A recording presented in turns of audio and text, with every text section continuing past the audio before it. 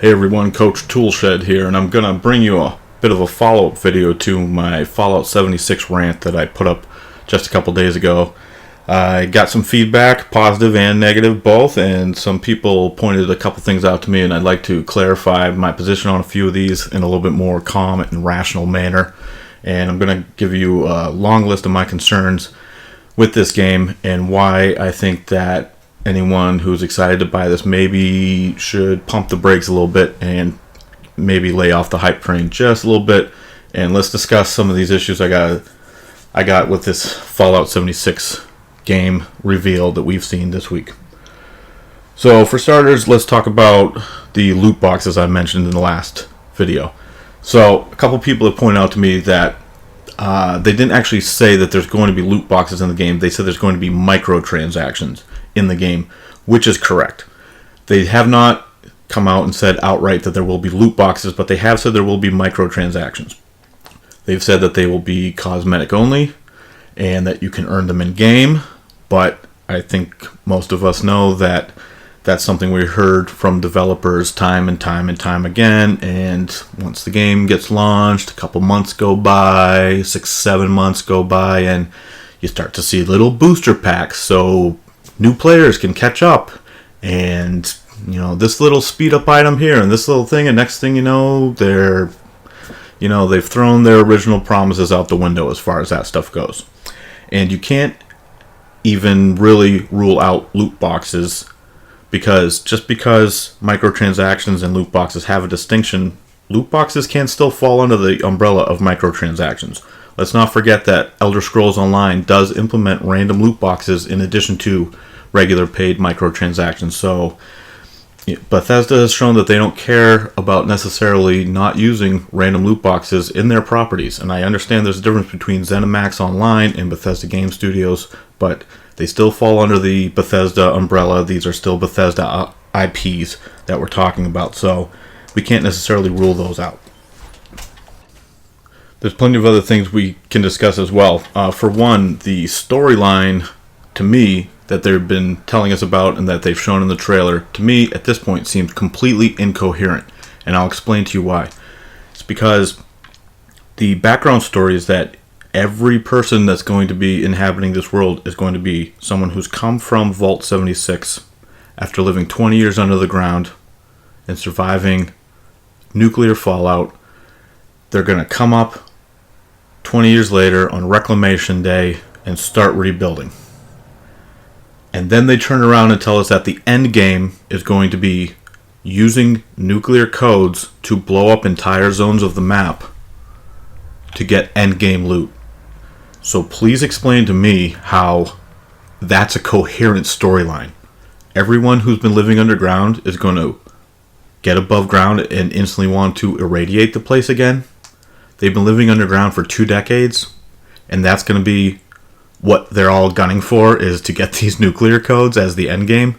Yeah, I'm sorry, but something's really wrong with your story writing if that is where the main storyline is taking us. And this rolls directly into the quests themselves, which, since there's not going to be any human NPCs in the game, Todd has said that you're going to be receiving your quests from robots and computer screens. So you're going to have to go and find computer screens in the world and pick up quests via computer screen through text. Well, one of the biggest criticisms of Bethesda games is that their side quests aren't always the greatest, and they're kind of bland. That's been a concern for them and a criticism of them for a long time. And to me, if you're going to be, using robots and computer screens to deliver all of our quests, I'm sorry, that sounds pretty bad to me.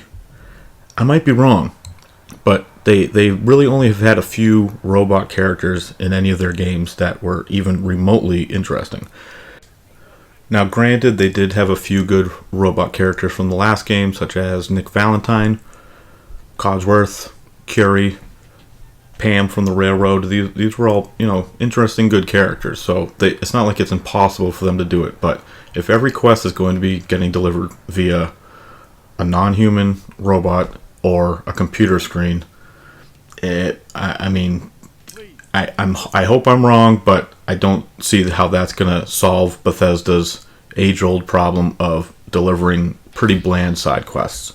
Hopefully I'm wrong. Hopefully they can do something about it, but I'm not really holding out too much faith for them in that department. Now let's discuss something that I actually haven't heard anyone bring up either, which is the fact that Bethesda keeps talking about, oh, you can pack up your base, you can move your base, your base, you'll have blueprints for it, and you can keep moving it and setting it up. And every time they mention your base, they mention it in the singular. Base. Not bases. They keep saying base.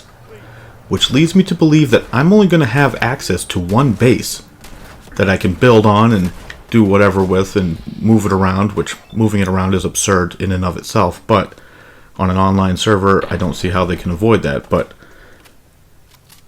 if you're only talking about me building one base on a map that's 4 times the size of Fallout 4, and Fallout 4 vanilla had 20 to 30 different buildable locations that I could build bases on, I could have well over 20 bases built.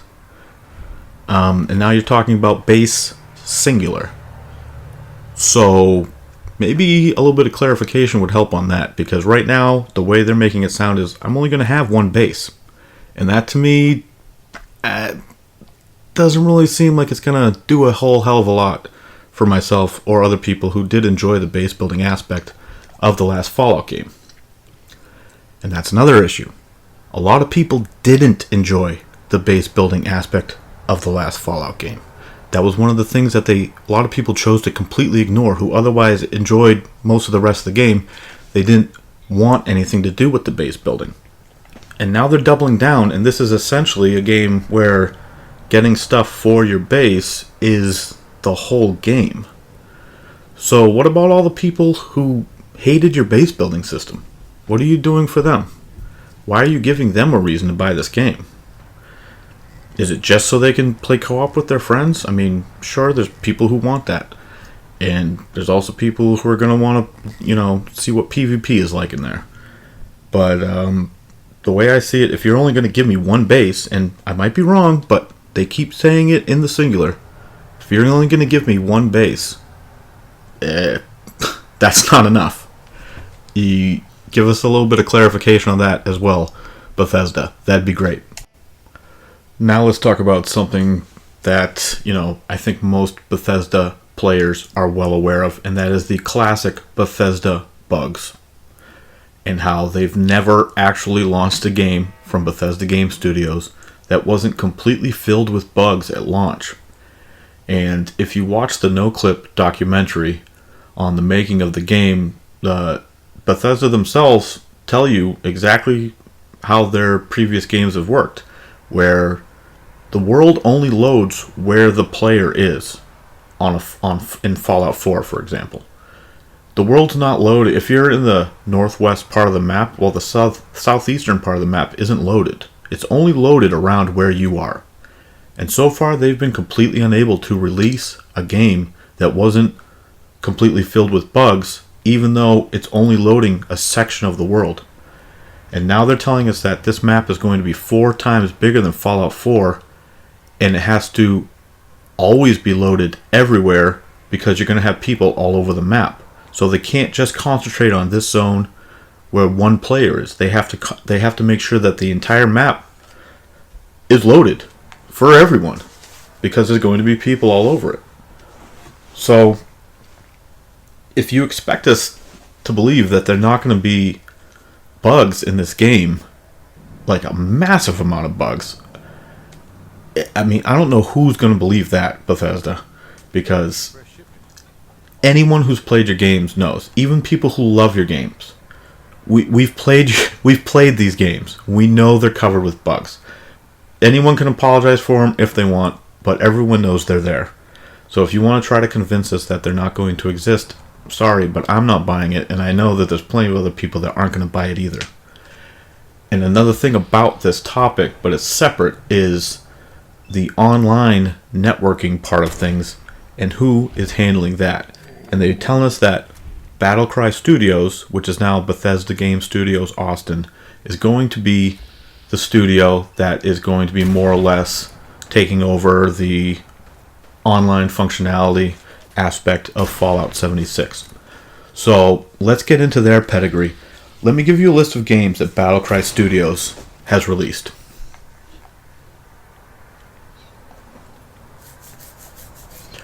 If you're not hearing me say anything, that's because they've never released a game. It's a studio that was formed in 2012, and they've never released a game. The game they were supposed to make was called Battlecry. That's what the studio's named after. And they stopped production on it a year after they announced it.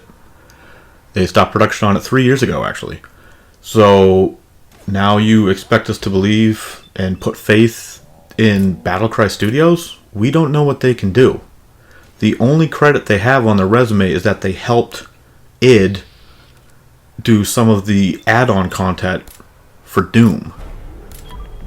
But that's an id Software game. That's not a Battlecry Studios game. They just provided assistance, which is the same thing they're doing here. But I think we all know that id Software is the ones who made Doom run properly. Battlecry Studios has nothing on their resume. Literally 0 games that they've made themselves.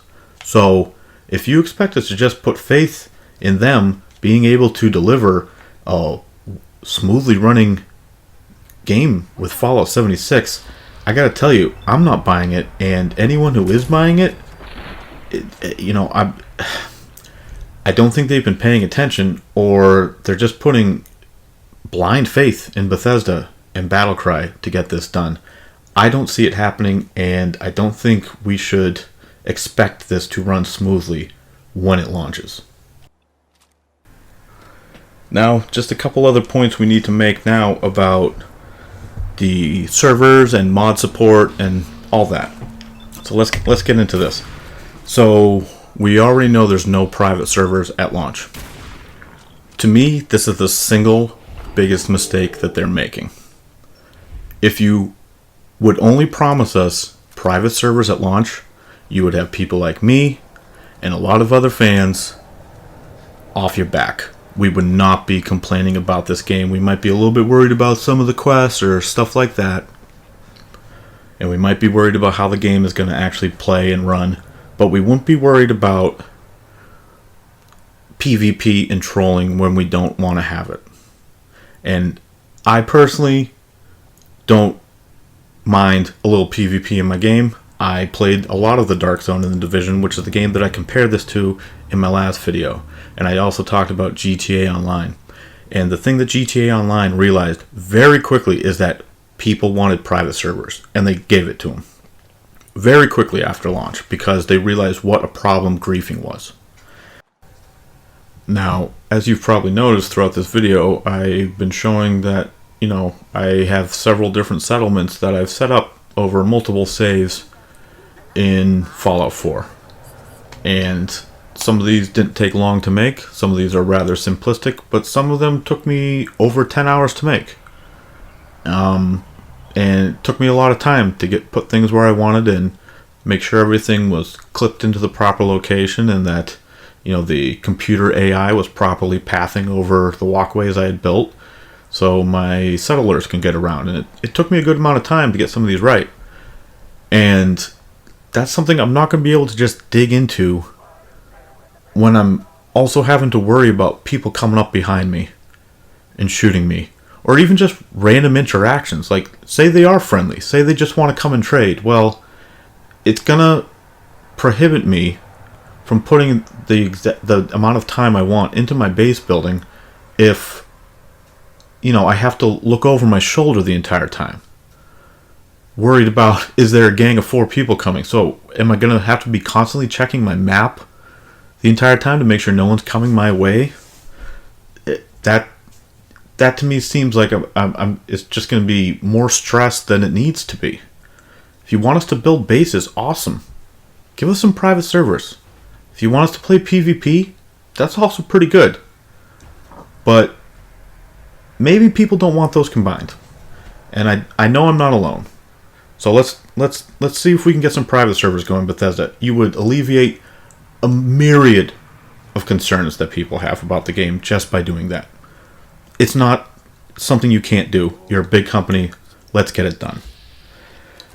And as far as no mod support at launch, in an online environment, you know that they're not going to allow for crazy mods. Now, the other thing to keep in mind about these mods and the mod support they're promising is, like I said, they're not going to just allow people to just run wild with mods, I don't think, like they have in the single player games, because they're not going to want to let the online world be impacted too much. So, like, you're not going to see weapon pack mods unless they're charging for it through, you guessed it, Creation Club. And Creation Club, I think, is the only type of mods that they're going to be allowing in.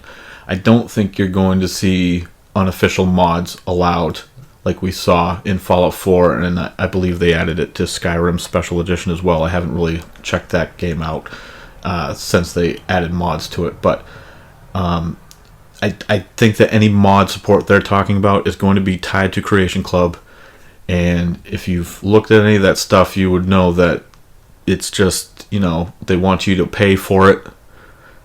So there's some microtransactions that you're probably going to look at, because they're talking about microtransactions already. We discussed it earlier, and if it's just skins that they're talking about, then that's got to be tied to Creation Club, almost certainly. So any hope of you having a Randy Savage face Deathclaw chasing you around is probably not going to happen. You're probably going to be really restricted just to what they provide us. PC will obviously probably have more leeway, like I said, about the online functionality, servers and whatnot, but console players are going to be really restricted, and we're only going to be able to get what Bethesda spoon feeds us, and everyone knows that. And another thing we know about this is that PS4 players can look forward to not getting the mod support for probably 6 months after Xbox and PC finally get it, because Bethesda and Sony do not work well together. And I know Sony is to blame for some of that, because they were being idiotic about some of the mod support for Fallout 4, but Bethesda has a long track record of screwing over PlayStation owners as compared to Xbox owners as far as timetables and release dates and when people get add-on support and mod support and all that.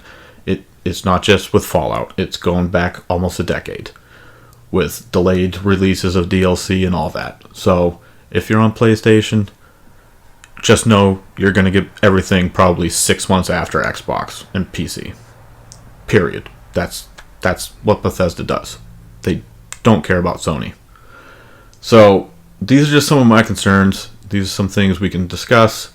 I don't think Bethesda knows how this game is going to end up. I don't think they have all their systems in place, and we're only a few months away from launch, and I think that they are scrambling to figure this out. I'd like to see some discussion below if you guys want to comment. You have no problem talking about this with you. I am Coach Toolshed, and as always, keep it turned to 11.